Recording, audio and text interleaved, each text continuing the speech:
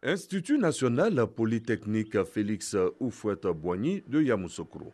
Il est un peu plus de 20 heures. Dans 2 salles de cours aménagées en atelier de couture, des étudiants sont en pleine confection de cache-nez. Ici, nous sommes dans l'antre du docteur Aouzita Bla-Essan, enseignante-chercheur. La spécificité de notre masque, c'est que nous avons pourvu juste en dessous une petite ouverture qui vous permet d'insérer une petite compresse imprégnée d'huile essentielle que nous faisons au niveau de notre laboratoire. Ce sont des huiles essentielles d'eucalyptus qui permettent donc de faciliter la respiration et puis de déboucher aussi les bronches parce que c'est un produit qui est un peu mentholé. L'unité de production de cache-nez ou masque fait partie d'un dispositif mis en place par la communauté INP. Au lever du jour, sous la coordination du professeur Tano Aka, la visite guidée à la découverte du savoir-faire ivoirien peut alors commencer. Le département génie chimique et agroalimentaire s'est donné comme mission de produire des solutions et des gels hydroalcooliques, du savon germicide et des solutions désinfectantes. De quoi garantir l'hygiène des mains et de l'environnement. Vous avez le bouillard qui a une capacité de 300 litres où on peut mettre 200 litres de mou fermenté. Nous distillons et nous recueillons l'alcool ici que nous allons utiliser pour la production. Pour lutter contre le Covid-19, ce département a développé 2 produits. Une huile essentielle obtenue à travers le séchage de feuilles d'eucalyptus, connue pour être un puissant virucide.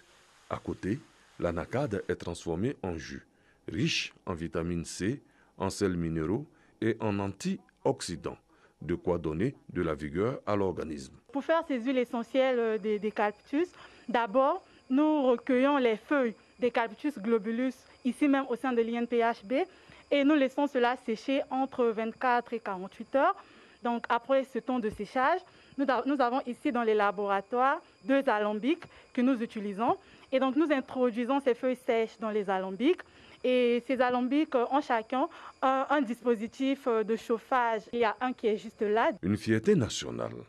Les départements génie mécanique et génie électrique ont conçu le tout premier respirateur artificiel ivoirien.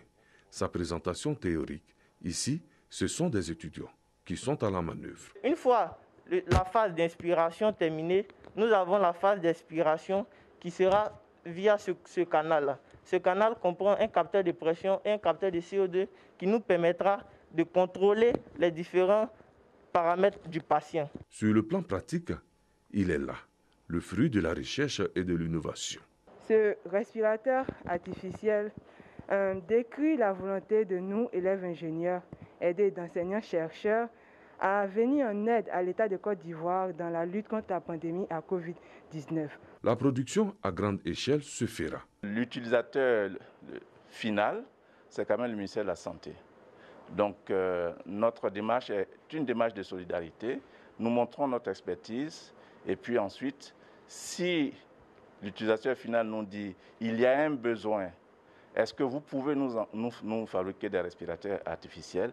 Nous pouvons ensuite coordonner nos actions pour faire une production en série. Des visières, l'INPHB est à la tâche. Nous proposons des équipements qui sont ces visières également et des masques 3D. Tous ces produits, bien entendu, passent par le contrôle pour la qualité. 2 aspects sont pris en compte. Est-ce que les produits fabriqués dans notre usine répondent aux standards de l'OMS? C'est-à-dire, est-ce que ces produits sont capables d'éliminer les microbes qui sont de la paume? Et puis, est-ce qu'éventuellement, pendant le processus de fabrication, d'autres microbes n'ont pas été incorporés dans les produits? L'INPHB aura réussi à passer des enseignements à la recherche exclusive. La crise sanitaire en appelle au sursaut national. Au niveau de l'école d'ingénieur, il faut de l'imagination, il faut de l'innovation, il faut l'esprit de créativité. Je crois que les jeunes qui sont en formation ici ont ce type d'esprit. Il faut seulement leur donner l'occasion de pouvoir s'exprimer. C'est ce que nous essayons de faire en les mettant dans les laboratoires, en essayant aussi de pousser les enseignants-chercheurs à les encadrer durant ces moments d'introduction des cours.